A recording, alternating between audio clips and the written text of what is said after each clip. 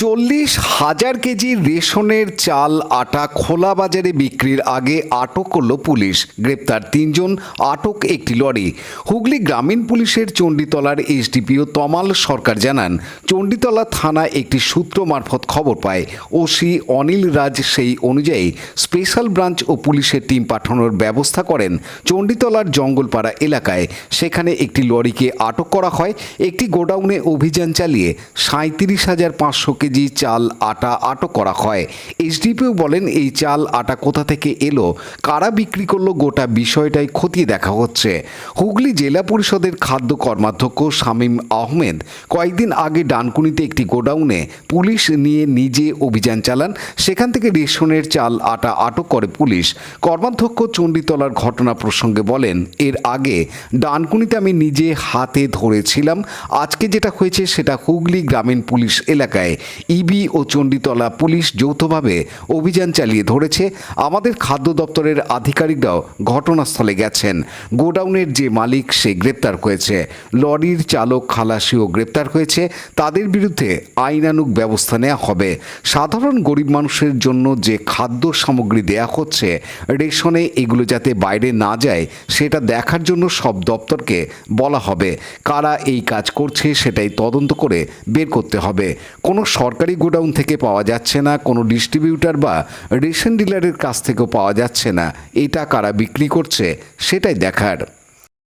বিষয়টা এর আগেও যে ঘটনা হয়েছিল সেটা ডানকুনি, সেটা আমি নিজে হাতে ধরেছিলাম। এটা আমাদের রুলার ইভি এবং চণ্ডীতলা যৌথ উদ্যোগে এটা ধরেছে এবং আমাদের আধিকারিকরা সেখানে আমি পাঠিয়েছি এবং আমার কাছেও নলেজে আছে। দুজন যে গোডাউনের মালিক ছিল উনিও অ্যারেস্ট হয়েছেন, প্লাস ট্রাক চালক ড্রাইভারেরও অ্যারেস্ট হয়েছে। এটা তদন্ত হচ্ছে। আমাদের যেটুকু করণীয় ব্যবস্থা সেগুলো করা হবে, যেটা আইনি প্রক্রিয়া মেনটেন করে যে জিনিসটা হবে অবশ্যই হবে। এবং আমরা আরও পদক্ষেপ আরও করা, খুব শীঘ্রই মিটিং যৌথ ডাকা হয়েছে, ডেকে সমস্ত ডিপার্টমেন্টকে বলা হবে যে হুগলি জেলার যে কোনো প্রান্তেই এই সমস্যা আমরা নির্মূল করব। যেহেতু সরকার আমাদের সাধারণ গরিব মানুষের জন্য খাদ্য সামগ্রীগুলো দেওয়া হচ্ছে, সেটা যাতে বাইরে না যায় এর জন্য আমরা কড়া পদক্ষেপ নেব। কারা করছে এগুলো জানা যায়? কারা করছে এটা তো মানে একটি গোপন সূত্রে খবর পেয়ে সকালে আমাদের চণ্ডীতলা থানার টিম, আমাদের অফিসার ইনচার্জ অনিল রাজের নির্দেশ অনুসারে আমাদের সাব ইন্সপেক্টর শুভ ঘোষ এবং সাব ইন্সপেক্টর মুজিবুর রহমান এরা মশাট কদমতলায় রাজলক্ষ্মী ভাণ্ডার নামক একটি গোডাউনে তারা রেড করে এবং সেখান থেকে 600 বস্তা, প্রতিটার ওজন 50 কেজি করে,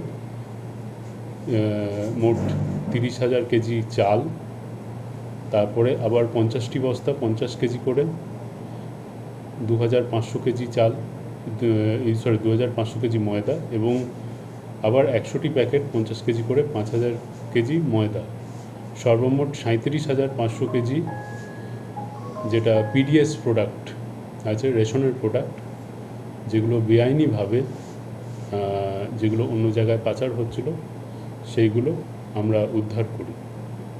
তো এখনও অবধি আমরা 3 জন ব্যক্তিকে জিজ্ঞাসাবাদের জন্য নিয়ে এসেছি। তাদেরকে জিজ্ঞাসাবাদ করে আমরা তদন্ত আরও এগিয়ে নিয়ে যাব।